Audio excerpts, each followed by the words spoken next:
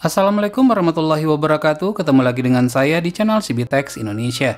Pada kesempatan kali ini saya kedatangan produk dari TP-Link, yaitu TL-MR6400 4G LTE router, yaitu sebuah router yang dapat kita gunakan untuk mengakses internet cukup dengan menggunakan SIM card saja. Mendukung semua provider 4G yang terdapat di Indonesia. Bagi daerah-daerah tertentu yang baru di cover dengan sinyal 3G, TL-MR6400 ini juga mendukungnya. Untuk TP-Link TR-MR6400 ini merupakan pilihan yang tepat untuk belajar online ataupun work from home dikarenakan pandemi seperti ini bagi siapa saja yang tidak memiliki koneksi fixed line di rumahnya seperti IndiHome, maka dapat menggunakan ini. Baik, untuk Wi-Fi-nya menggunakan Wi-Fi 2,4 GHz 300 Mbps. Nah, ini yang sangat disayangkan ya. Saya mengharapkan tadinya di mana router ini telah mendukung dual band Wi-Fi 2,4 GHz dan 5 GHz, namun sayang baru mendukung 2,4 GHz saja 300 Mbps. Chipsetnya adalah Qualcomm. Lalu pada sisi sebelah kirinya terdapat spesifikasi produk dan item-item yang kita dapatkan dalam paket penjualannya. Kemudian untuk sisi sebelah kanannya merupakan frekuensi yang kompatibel dengan menggunakan router ini. Untuk router yang akan saya review ini merupakan versi yang terbarunya, merupakan versi 5 seperti yang terlihat di sini. Untuk sisi bagian belakangnya, seperti yang kita lihat, SIM card adalah plug and play. Untuk kliennya ini mendukung sampai dengan 32 klien. Wow, cukup banyak sekali. Manajemennya itu cukup simpel, dapat dengan menggunakan smartphone, di mana router ini dapat kita gunakan sebagai backup untuk jaringan fixed line seperti IndiHome yang kita gunakan di rumah. Baik, kita akan buka untuk melihat kelengkapan apa saja yang kita dapatkan dalam paket penjualannya.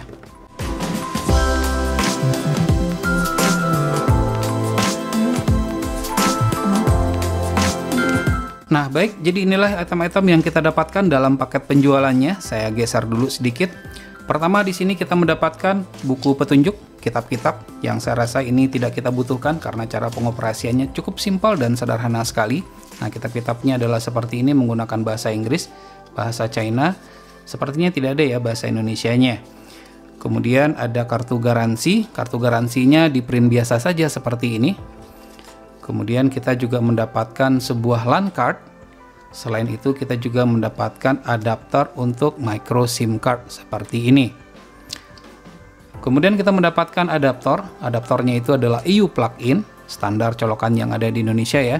Untuk spesifikasinya menggunakan 9 volt ya, ampernya sekitar 0,8 ini sepertinya. Dan ini adalah bentuk dari colokannya atau ujung jacknya. Untuk antenanya ini ada dua, bisa dilepas. Bentuknya adalah seperti ini, panjangnya kurang lebih setelapak tangan saya saja. Ada dua yang kita dapatkan. Dan ini adalah TP-Link MR6400 versi 5, versi yang terbaru, sama seperti versi yang sebelumnya. Pada bagian atasnya ini warnanya adalah hitam glossy, memang terkesan elegan, namun sayangnya sangat mudah meninggalkan jejak jari sehingga terkesan kotor nantinya. Sebenarnya saya kurang suka dengan warna glossy ini, saya lebih cenderung menyukai warnanya itu adalah doff.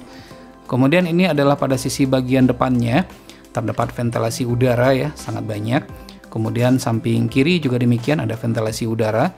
Kemudian untuk samping kanannya juga sama, ada ventilasi udaranya. Kemudian untuk pada posisi bagian belakang terdapat dua buah jack untuk antena kiri dan kanan. Kemudian juga terdapat LAN port, ada sebanyak 4 buah untuk LAN portnya. LAN 1, LAN 2, LAN 3, dan LAN 4. Untuk LAN 4 ini juga dapat kita fungsikan sebagai WAN, terkoneksi ke router fixed line jaringan internet yang terdapat di rumah. Lalu di sini juga ada port untuk power, kemudian tombol on off Wi-Fi dan tombol untuk WPS atau reset. Kemudian ini adalah slot untuk micro SIM card-nya, ada di sini. Namun berbeda dengan versi yang sebelumnya, di mana di sini kita tidak menemukan adanya switch on off atau tombol on off. Pada versi 4 itu ada ya tombol on off-nya. Dan ini merupakan pada bagian bawah. Pada bagian bawah ini terdapat centelan. Jadi ini bisa kita posisikan atau kita tempelkan di dinding. Juga terdapat ventilasi udara yang sangat banyak sekali.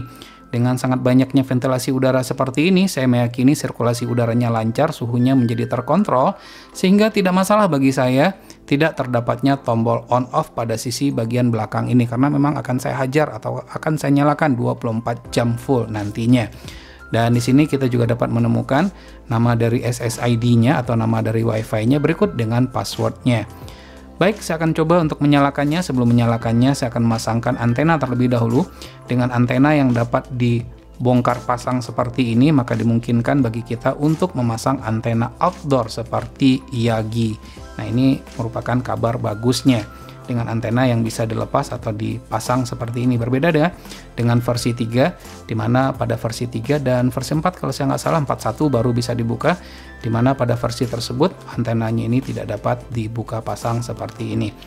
Baik, saya akan coba untuk menyalakan.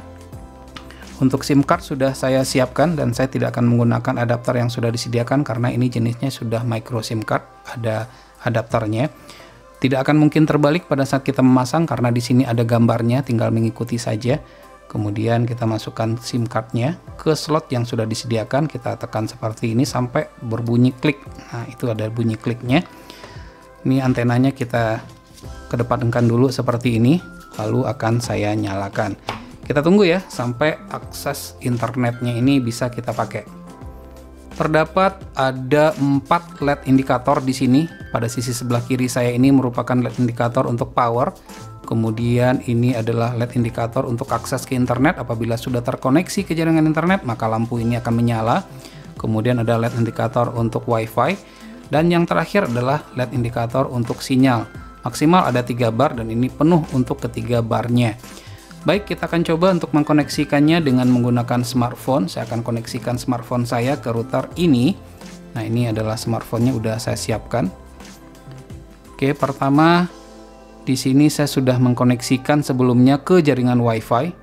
Oke, ini jaringan Wi-Fi-nya kita koneksikan dulu. Jaringan koneksi Wi-Fi-nya itu adalah TP-Link 85F6.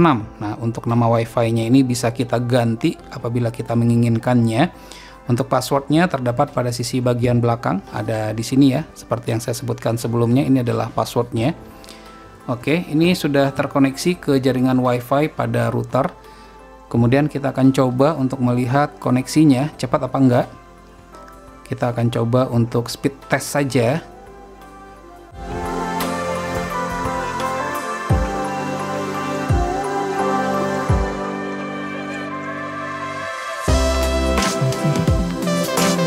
Nah, jadi inilah hasil speed test dengan menggunakan kartu XL di daerah saya, di mana untuk downloadnya dapat 23 Mbps dan uploadnya adalah 20,8 Mbps. Cukup bagus ya sebenarnya. Untuk dapat melihat menu atau settingan dari TLMR 6400 ini, silakan buka sembarang browser saja, lalu ketikkan IP address atau alamat dari modem router tersebut. Defaultnya adalah 192.168.1 lalu .1. Namun karena di sini saya sudah ganti ke 1.50, lalu tekan enter, masukkan password. Apabila kita menggunakan password, lalu login. Dan inilah tampilan menu atau pengaturan dari TP-Link MR6400 tersebut. Pada bagian sisi atas yang saya sorot ini terdapat pengaturan quick setup, basic, dan terakhir adalah advanced. Pertama kita akan lihat dulu untuk quick setup. Untuk quick setup ini sesuai dengan namanya, ini merupakan pengaturan cepat. Intinya kita tinggal memasukkan saja pilihan yang sudah terdapat di sini ya, lalu tekan next sesuai dengan tempat lokasi saya berada sekarang. Maka untuk time zone-nya saya pilih GMT plus 7 Jakarta, dan selanjutnya kita inputkan TP-Link Cloud Service ID-nya yang kita punya. Apabila sebelumnya kita belum registrasi, bisa registrasi terlebih dahulu. Ya, tinggal menyiapkan email yang aktif saja. Kebetulan di sini saya sudah mendaftar, jadi saya akan coba untuk menginputkannya saja di sini. Mudah-mudahan ini sukses dan saya nggak salah dengan password yang sebelumnya yang sudah saya buat. Mudah-mudahan ya. Kita akan coba. Oke, saya akan coba dulu. Nah, jadi ini fungsinya adalah dengan menggunakan TP-Link Cloud Service ini, maka kita bisa meremote modem router kita ini dari jarak jauh. Jadi kalau seandainya ada kendala, maka bisa kita aturlah permasalahannya tersebut dengan meremote-nya menggunakan smartphone kita. Jangan lupa untuk mendownload aplikasinya terlebih dahulu di App Store ataupun Play Store. Namanya itu adalah Tether. Oke, selanjutnya ini merupakan tab basic. Nah, T-Basic ini lebih kompleks dibandingkan dengan Quick Setup. Nah, seperti yang terlihat, kita dapat melihat klien yang terhubung melalui jaringan wireless. Ada pengaturan untuk internet juga. Ada 3 pilihan untuk network mode-nya, 4G preferred sampai dengan 3G only. Nah, jadi untuk 4G preferred ini apabila kita ingin ngelock 3G dan 4G tapi lebih diprioritaskan ke 4G-nya. Ada pengaturan untuk parental control juga. Nah, bisa kita aktifkan lalu kita tambahkan yang ingin kita atur, yang atau ingin kita monitor itu yang mana misalnya begitu. Ini bisa kita add. Jadi kemudian waktu efektifnya bisa kita atur. Saya ingin setiap hari. Oke, kemudian fungsinya buat apa? Description-nya ini saya tulis aja smartphone 1 misalnya. Ini bebas ya mau mengetik apa. Nah, ini sudah saya buat, sudah saya tentukan. Kemudian content restriction-nya kita aktifkan. Nah, kemudian saya masukkan keywordnya itu adalah Gisel. Jadi pada saat dia online kemudian mencoba browsing dengan mencari kata-kata keyword Gisel, maka itu tidak akan muncul. Nah, ini sangat berfungsi sekali. Dan selanjutnya untuk advance status. Nah, ini kan lebih kompleks lagi, ada sinyal strength 25%. Untuk operation mode, untuk TLMR 6400 tidak hanya bisa digunakan sebagai 3G, 4G router mode saja, namun bisa juga digunakan sebagai wireless router mode. Jadi bisa kita koneksikan ke jaringan internet kabel yang kita gunakan seperti IndiHome dan sejenisnya. Nah, ini merupakan pengaturan untuk network, ada pengaturan untuk internet, kemudian pengaturan data setting. Kita bisa lihat nih untuk pengaturan data settingnya, kita bisa limit penggunaannya dari data kita sampai berapa, nanti akan ada informasi yang muncul. Nah, contoh ya, misalnya kita bisa tulis ke nomor mana informasi tersebut akan dikirimkan. Misalnya saya ingin nanti apabila kuotanya sudah mencapai batasan tertentu yang saya tentukan, maka alert atau warningnya tersebut dikirim ke nomor ini. Kita coba tes message dulu, kita coba pengirimannya. Nah, ternyata ada, ini merupakan contoh dari pengiriman SMS menggunakan fitur ini. Untuk SMS juga demikian. Jadi dengan menggunakan modem router ini kita bisa menerima SMS dan dapat juga untuk mengirimkan SMS. Sayangnya modem router ini tidak dapat kita gunakan untuk nelpon. Sebenarnya sih kalau seandainya bisa digunakan untuk nelpon akan lebih baik lagi dengan cara menghubungkan telepon rumah kita ke ML6400 ini. Ya paling menyediakan portnya saja, mudah-mudahan nanti perbaikan di versi selanjutnya ada yang seperti itu ya. Kemudian untuk wireless juga ada pengaturannya lebih kompleks, kurang lebih adalah seperti yang terlihat. Ada transmit power, pilihannya itu ada low, middle, dan high. Saya pilih high, jadi range-nya itu menjadi lebih jauh. Ada WPS, ada statistik, wireless schedule. Ini penting ya, jadi kita bisa atur nih, dia nanti aktifnya dari jam berapa sampai jam berapa untuk wifi kita. Penting untuk mengontrol anak juga sih di rumah, jadi apalagi di suasana daring seperti sekarang ini, setelah belajar mereka tidak bermain ya, kadang-kadang mereka belajar karena menggunakan handphone ya, nanti disalahgunakan. Kemudian ada QoS. Nah, untuk QoS ini sebenarnya sangat penting ya, kita bisa memprioritaskan gadget tertentu untuk mendapatkan bandwidth yang lebih banyak ya. Kemudian ada sistem tools, ada pengaturan time setting, LED control. Jadi lampu LED pada modem router ini dapat kita matikan, kita nyalakan sesuai dengan waktu yang sudah kita tentukan. Nah, seperti saya ya, dari jam 11 malam sampai jam 6 pagi itu dalam keadaan mati. Ada diagnostik, firmware upgrade, backup dan restore, dan seterusnya. Ada banyak pengaturan-pengaturan di sini.